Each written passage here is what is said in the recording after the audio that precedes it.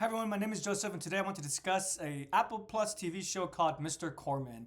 I'm have Apple Plus TV. I probably won't have it for too long. I'm just checking it out because I needed to update my storage, so I'm checking out one of the plans. But whilst I am on the plan for right now, I decided to go ahead and check out some of the exclusive shows that I hear about on Apple Plus. One would think I'll be watching like Ted Lasso, but maybe I'll watch that in the future. But for right now, I decided to engage with Mr. Corman. So recently, I've been watching a lot of movies, and part one of the actors I've been engaging with a lot, quite often, has been Joseph Gordon-Levitt. And so when I saw that the show was starring him, I was like, oh, interesting. I just saw 50-50. I watched Looper, and I watched Inception, three movies with this actor, and I thought to myself, you know what? Let me go ahead and check out this television show, and I went ahead and did so. So before I start talking about it, just right off the bat, I am aware that when the show was first coming out, so the show first release, pardon me, I should have started with that on August 6, 2021, and it stars Joseph Gordon-Levitt as Josh, the main character, Arturo Castro as Victor, Deborah Winger as Ruth Corman, the dad. And then there's some other characters as well, but I won't get into them because these are the recurring ones, the ones that I just listed. And it was flagged and advertised as a comedy, but I argue it's not very much a comedy. If you do want to attach the word comedy, more dramedy would be much more apt than just a excuse me, excuse me, I thought I was gonna hiccup. More apt than just a straight up comment. Actually, excuse me as well. I need to shave or trim my mustache as well. So I just saw that when I covered my mouth. Excuse me. So I'm going on a tangent. So again, I would call it more a dramedy than a comedy. It does make you chuckle. It does make you laugh here and there, but its main genre, again, I would not list it as a comedy. So do not go into the show expecting it to be a bundle of laughs. It's more likely going to make you self-reflect and also have you a little bit depressed sometimes after some episodes. I'm not depressed. That sounds so negative. Self-reflect and just what's the word? Melancholic. There we go. You won't be depressed, but you'll be left with a sense of melancholy, which just means like you're not thinking about happy thoughts, but you're also not like sad or depressed per se. You're just kind of in a in between kind of mood. Hopefully that makes sense. But yeah, so I did finish the show. The show is only one season. It did get canceled, and there's 10 episodes, and it's the 25 minute format, so not too long. And yeah, I have to say the reason why I really enjoyed the show is because so right off the bat, going to do I recommend this? I usually do that at the end. I'm going to do that now. Do I recommend this show? Yes, but with an asterisk. And when I say more yes slash no with an asterisk, the reason why I say no is because I'll be frank with everyone. I think this show is very era or generational focused, as in if one is not a millennial, you may not engage as much with this show. You might still be able to enjoy it, but I think the main audience, the reason why the show was created was for, again, the millennial generation and maybe for older Gen Zers as well. I'm not saying that younger Gen Zers and Gen Alpha and that, what's the,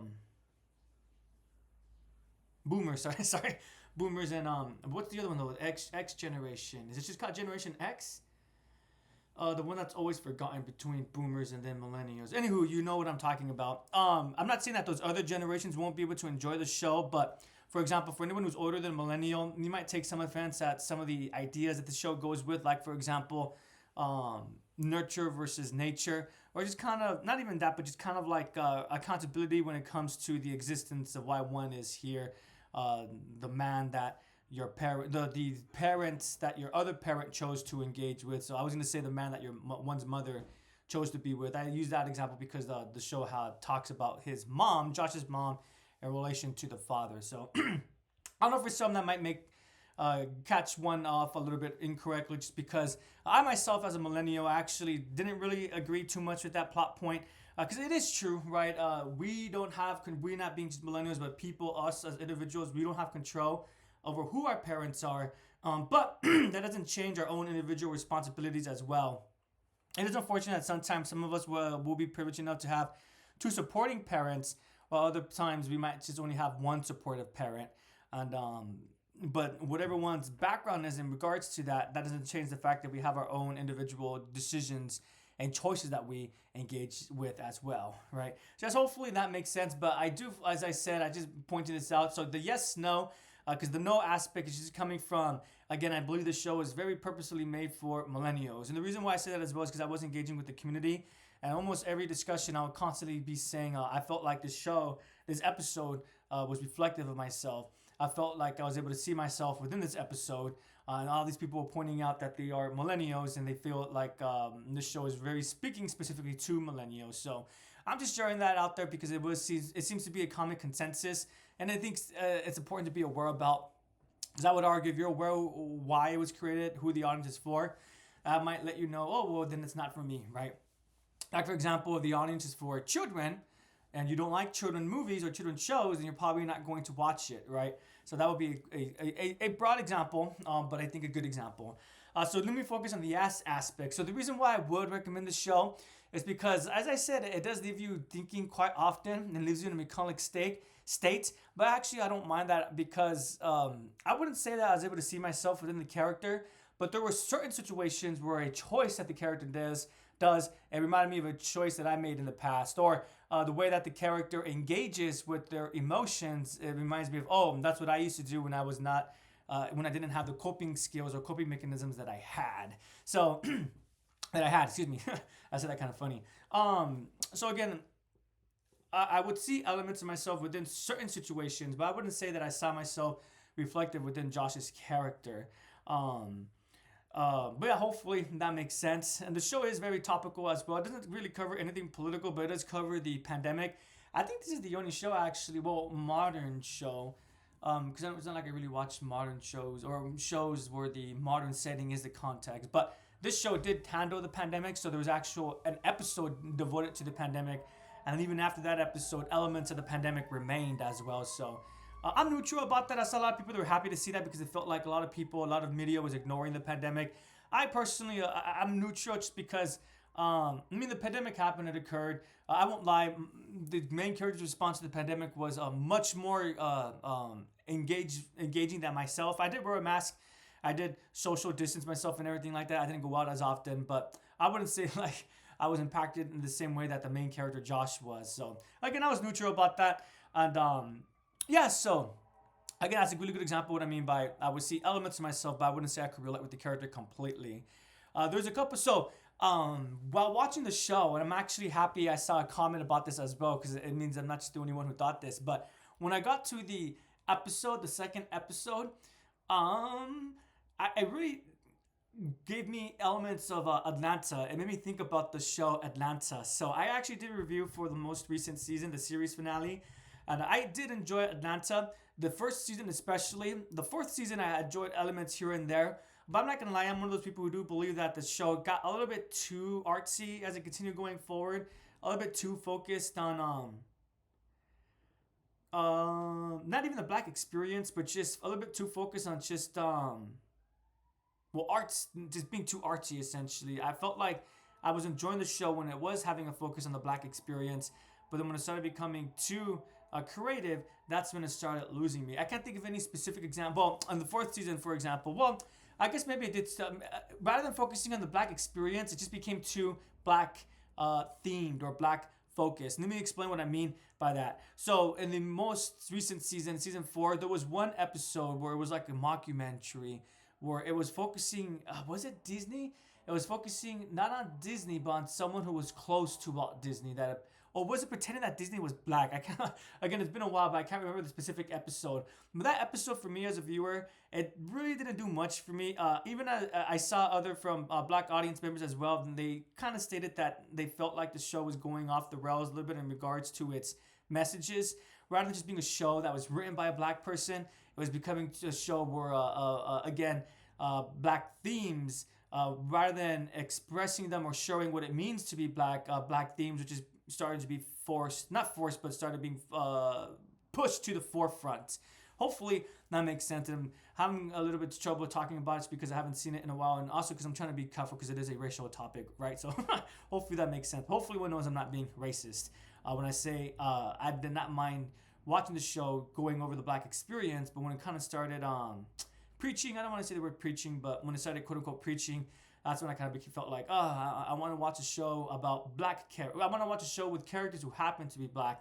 I don't want to watch a show about black characters who need to navigate black, um, I don't want to say themes of black, black um, themes, I suppose. Hopefully, again, that makes sense.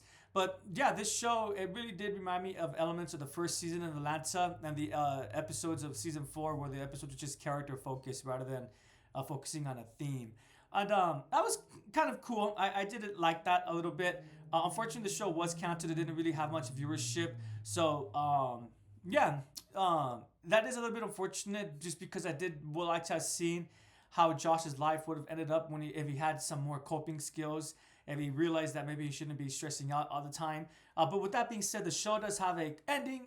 I mean, it is open ended, but it does have a conclusive ending where even though the series was canceled ahead of its time, one could view it as just a boop, it's done, right? Kind of like Supernatural, for example, was supposed to end with season 5, but decided to continue. One could stop at season 5 and you'll be good to go. And if you want to continue, then you'll also be good to go. So it does have an ending, but it was a forced ending, unfortunately. And yeah, there were some parts of the show as well that really just made me think about my relationships too. Like there was one character, his name was Dax. I found his introduction to be very intriguing and his conclusion to be intriguing as well. There was one episode that was called Many Worlds, I believe, where it was just essentially just different perspectives of the main character, how his life could have been had he not gone with the choices that he made. Yeah, and I do like how the show ends, although it does every episode, almost every episode ends in a bitter note. I was going to say negative at first, but that sounds too negative. But bitter because, again, it might leave you a little bit melancholic. It might leave you a little bit self-reflective.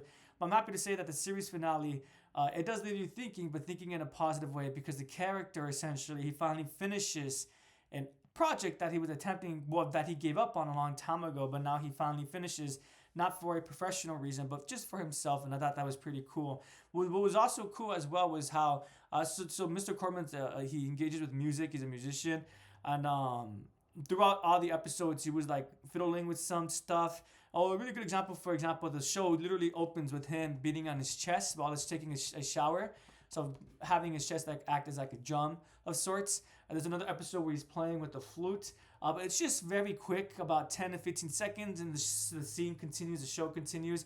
It was cool to see that at the end of the show, all those little instances of where the character was playing with an instrument. As it turns out, he was actually, well, it's implied he was thinking about the song that he was curating. He was working on it. It's just that he wasn't working on it in a focused kind of way, right? Actually sitting down, okay, I want flutes, I want to bang my chest. Let's go ahead and make this song. But rather, when he was just living out his life, oh, this might work for the song. Oh, that might work for the song. And I did like that just because I think it's very reflective of real life. We do want to do things, but sometimes we just don't sit down and do it. But despite not doing it, it doesn't mean that we're not thinking about it anymore. Little things here and there might remind us about that project that we want to do. And one day we tell ourselves we'll go ahead and engage with it. But even if we're not engaging with it, I think if you're thinking about it and still refining it, that's a strong sign that eventually you probably will sit down and engage with it. It might take a little bit, but you're thinking about it for a reason, right? And I really did like that about the show. So that was cool. So again, would I recommend this show? Yes, /no with an asterisk, explaining where the no is coming from. Again, I do feel like this show is very generational focused, but that does not mean you cannot enjoy it if you're not part of that generation. Just an FYI though, I think that's an important aspect to keep in mind. And also, the yes is stemming from the characterization. I'm not gonna lie, Josh's character sometimes is a little bit hard to root for because he was his own worst enemy at points. But you don't also root against him because, again, you'll be reminded of yourself here and there. Oh, I've also done that. Oh, I remember when I did that. Maybe I should have reacted in a different way, right? So, yeah, the show is over. That's unfortunate. But if you have seen it, please let me know what your opinions are on it. It's a show that I never even heard about. It came out 2021, was it? Yeah, 2021. And 2, 3, so it's been 3 years, and again, I had never heard about this show, and so I started perusing through the library that Apple TV Plus has. But yeah, so thank you so much for watching, everyone. I really do appreciate it. Excuse me if it felt like this video was a little bit underwhelming. I felt like the pauses that I was doing, hopefully I was able to explain why I was pausing. Like at the start of the video, and the whole just having to talk about some racial issues, not racial issues, excuse me, some racial themes as well. Again, hopefully it makes sense what I say. Hopefully I don't come off as racist. when I say I don't quote unquote care about black experiences. Rather, I do care about the black experience, but I don't want to be preached about it. I want to watch a show where they just so happen to be characters of color, rather than watching a show where the focus is on the fact that they are a character of color, right? Hopefully that makes sense. I wish I watched Ugly Betty, then maybe I could have a better example. I only mentioned Ugly Betty because that's a Latino-centric show. Anyways, but thank you so much for watching. Hopefully I didn't come off as offensive and or boring or underwhelming.